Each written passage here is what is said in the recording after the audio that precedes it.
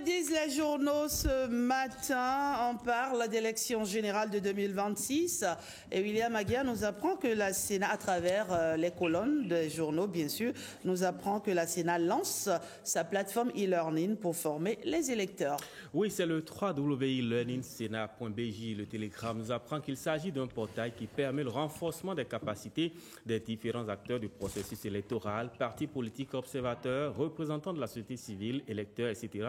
Dans la maîtrise des tests électoraux, il offre des cours alternatifs et interactifs à 100% en ligne. La plateforme se veut, ajoute Fraternité, un dispositif permettant la sensibilisation et le renforcement des compétences sur le cadre juridique des élections pour les citoyens, en particulier les acteurs électoraux. La Nation souligne qu'il s'agit là d'une véritable avancée qui va permettre de vulgariser de façon soutenue les thèses électoraux conformément à l'article 15 du Code électoral afin de garantir la transparence du processus électoral.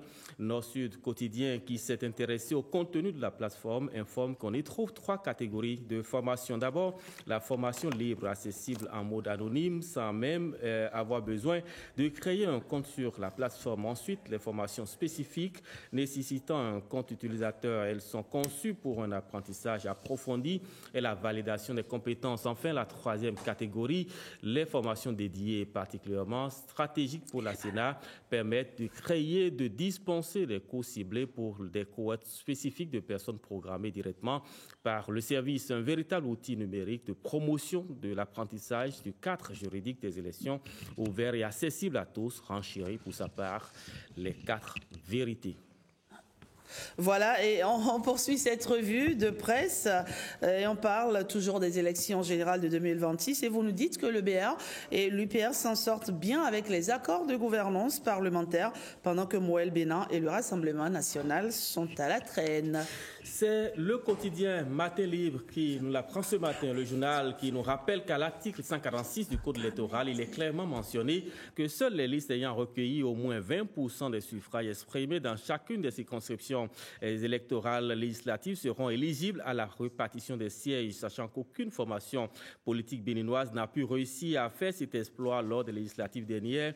Une brèche a été bien pensée pour sembler sortir d'affaire les partis politiques pouvant réussir à trouver un accord de gouvernance parlementaire afin d'associer leur suffrage pour l'obtention de ces 20% dans les circonscriptions électorales, gage d'éligibilité. Alors qu'au sein de l'opposition, il est juste là impensable que les violons soient accordés pour réussir cette alliance. À la mouvance, constate mon confrère, c'est plutôt des jeux de calcul et d'intérêt manifestes qui se jouent. L'UPR, connu pour être le meneur, s'est déjà associé au BR pour acter cet accord de gouvernance parlementaire sans gêne. Ainsi, ils peuvent éventuellement, sans risque de se tromper, et au regard des joutes électorales passées, réussir à sécuriser leur présence au Parlement en 2026. Pendant ce temps, souligne le rédacteur de l'article, RN et Moël Bénin ne semblent toujours pas se préoccuper de ces détails électoraux. Avec les scores bien en dessous du minimum aux législatives dernières, leur présence au Parlement pour les élections générales de 2026 est toujours un mythe. Et même s'ils avaient à signer un accord de gouvernance parlementaire, rien n'est sûr quand on se réfère à leurs résultats presque décevants en 2023. Et pour finir, cette revue de presse Rachida, ce fait divers que nous rapportent les 4 vérités, les mésaventures d'un individu qui ne voulait pas laisser les morts reposer en paix et verra en retour sa paix troublée. Il s'agit d'un profanateur de tombes arrêté mercredi au cimetière PK14 de Godomé. De sources policières, le quotidien Les 4 vérités nous apprend que l'individu présenté comme un mécanicien une cinquantaine d'années a été appréhendé avec 4 crânes humains emballés dans des sachets plastiques retrouvés sur lui. La police rapporte que le mis en cause a reconnu avoir ouvert 4 tombes après avoir escaladé la clôture. Arrêté grâce à une source anonyme qui a alerté la police, le profanateur de tombes actuellement gardé au commissariat de Godomé dans le cadre d'une enquête judiciaire ouverte contre lui sera présenté au procureur pour la suite à donner à cette affaire.